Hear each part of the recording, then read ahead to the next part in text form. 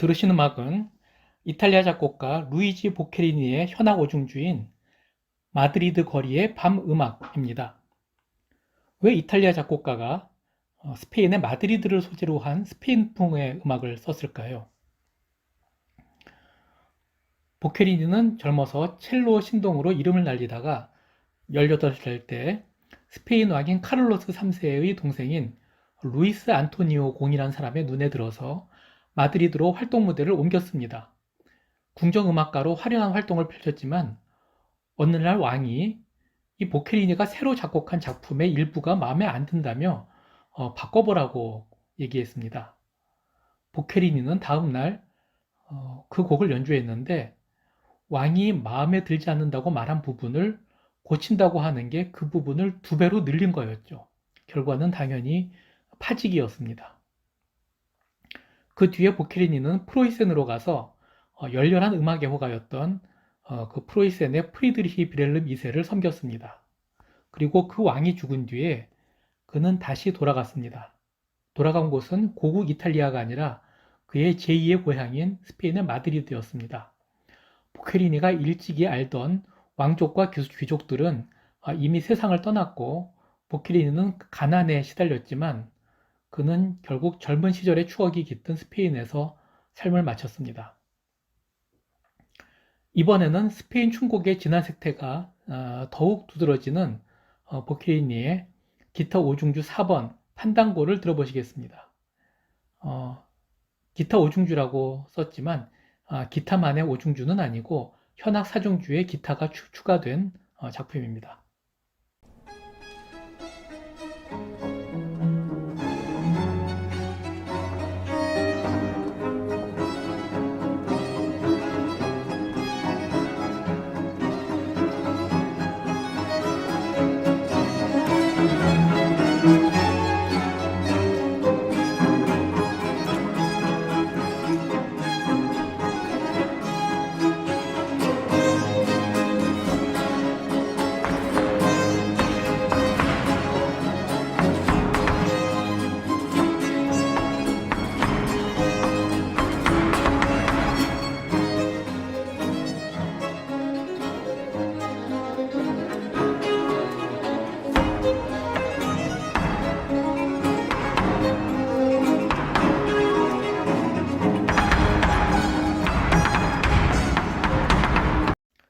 르네상스 시대부터 예술가들은 국경을 넘어서 활동했고 특히 다민족 국가였던 오스트리아가 강성해지자 음악가들은 그 수도인 빈으로 모여들었습니다.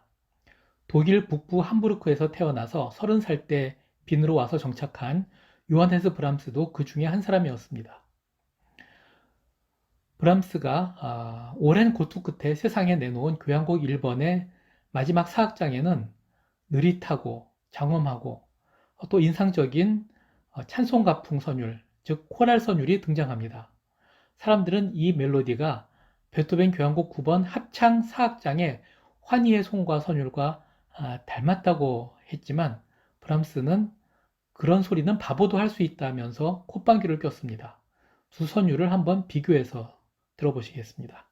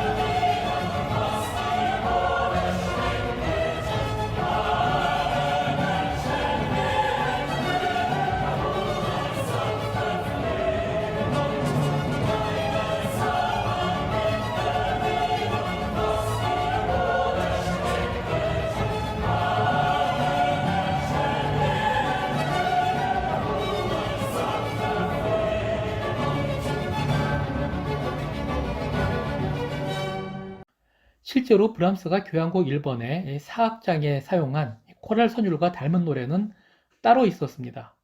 브람스가 4년 뒤에 쓴 대학축전서곡의 원곡 그대로 선율을 인용한 19세기 독일 학생가인 우리는 굳건한 집을 세웠다 라는 노래입니다. 이 노래는 1980년대 우리나라 중고등학교 음악교과서에 어여쁜 장미라는 제목으로 실렸던 기억이 있습니다.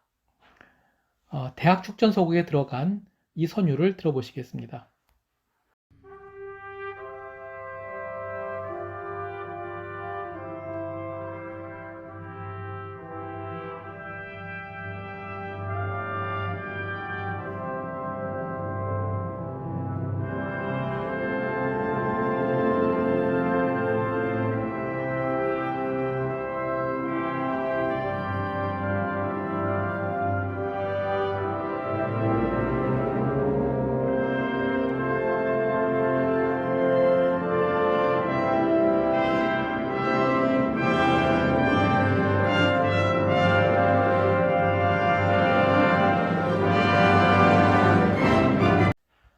그런데 이 노래 또는 이 선율에 대해서 우리나라에는 잘 알려지지 않은 얘기가 있습니다. 이 노래에 또 다른 가사가 있다는 사실입니다. 독일의 문헌학자인 한스 마스만이란 분이 1820년 이 선율에 나는 헌신했노라 라는 가사를 붙였고, 이 노래는 19세기 내내 그리고 20세기까지 독일의 애국가요로 애창됐습니다. Ich hab mich ergeben mit Herz und mit Hand, dir Land voll Lieb und Leben, mein deutsches Vaterland. Dir Land voll Lieb und Leben, mein deutsches Vaterland. 이 나는 헌신했노라라는 노래 선율과 브람스 교향곡 1번 코랄 선율은 똑같지는 않지만 매우 닮은 것이 사실입니다. 왜 브람스는 첫 번째 교향곡에 이 독일 애국가요와 굉장히 닮은 선율을 썼고 그 4년 뒤에는 그 애국가요를 직접 자신의 곡에 넣었을까요? 브람스가 비엔으로 건너온 3년 뒤에 그의 고향인 함부르크와 또 프로이센이 속한 북독일 연방이 오스트리아와 전쟁을 일으켰습니다. 전쟁에서 이긴 프로이센 그리고 북독일 연방의 주도로 1871년에 독일 제국이 수립됐습니다. 그때까지 오스트리아는 프로이센 주도로 독일이 통일되는 것을 매우 반대하던 세력이었죠. 오스트리아는 이를 갈면서 독일 통일을 인정할 수밖에 없었습니다. 그리고 독일인들은 유럽의 새 강국으로 등장한 통일 독일 조국을 자랑스럽게 생각했습니다. 혹시 브람스는 이 교향곡 1번에서 독일이 통일된 지 불과 5년 뒤에 나온 이 곡에서 독일인으로서의 희망과 애국심을 표현하고 싶었던 것은 아닐까요? 물론 검증은 할 수 없는 저의 이른바 뇌피셜일 뿐입니다. 하지만 오스트리아의 수도인 빈에서 활동하는 브람스가 독일의 애국가요인 나는 헌신했노라의 선율을 그대로 사용할 수는 없었을 것입니다. 외교적으로 유럽에서 고립됐던 오스트리아는 결국 독일과 손을 잡았습니다. 1879년에 두 나라는 동맹조약을 체결했습니다. 그리고 브람스가 이 나는 헌신했노라의 선율을 대학축전서곡에 직접 인용한 것은 두 나라의 적대감이 완전히 사라진 바로 그 다음 해 1880년이었습니다.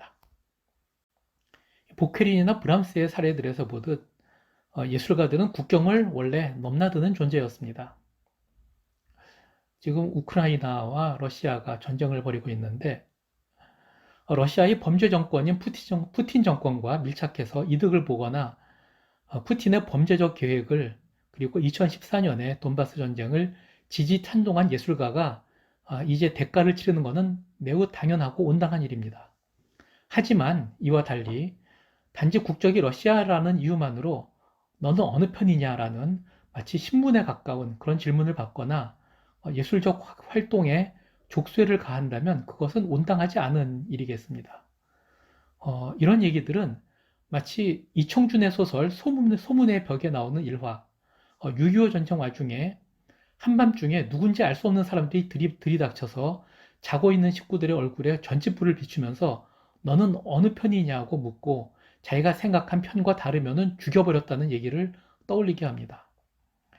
너무나 당연한 얘기지만 이제는 당연한 얘기도 거듭 확인해야 하는 슬픈 시대가 됐습니다. 우크라이나 작곡가인 발렌틴 실베스트로우의 작품 송가, 힘을 들으면서 이 시간을 마치겠습니다.